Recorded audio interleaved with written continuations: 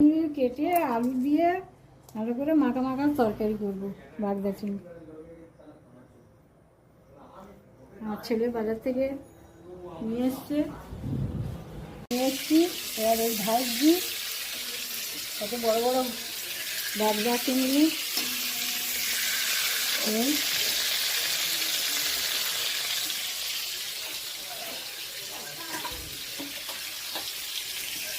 ভাজা হয়ে গেলে তরকারি বসাবো। কেটে নিয়েছি, কাঁচা লঙ্কা আছে, পেঁয়াজ কোচা আছে, টমেটো কোচা আছে, এইটা দিয়ে চিংড়িটা মাখা মাখা তরকারি দিই। এই চিংড়ি যে এবার এই দুটো শুকনো লঙ্কা দিলাম,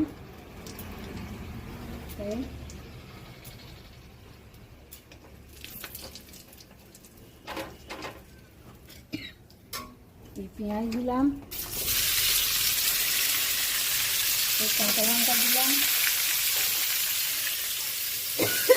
পেঁয়াজটা একটু নেড়ে নেড়ে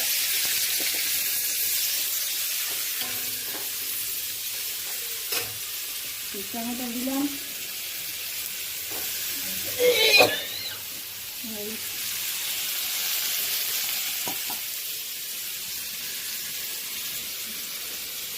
ভালো করে তেল উঠে গেছে। এই তেল তুলে নিচ্ছি মশলাটা। এবার এই কাটা আলুটা দিয়ে দিচ্ছি।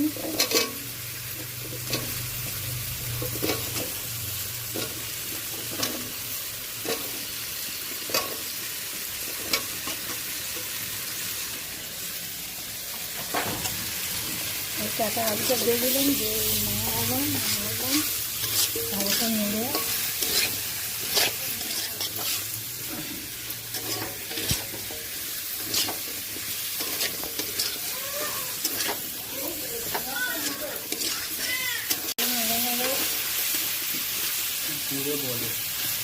এই ভালো করে নাড়লাম, নেড়ে নেড়ে তেল আলুটা একটু ভালো করে তেল তুলে নিলাম।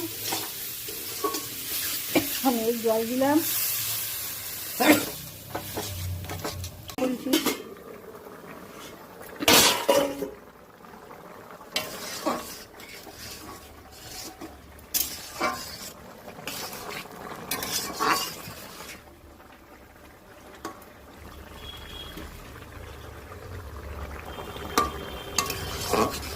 এবার একটু গরম মশলা দেবো, দিয়ে নাইবে নেব।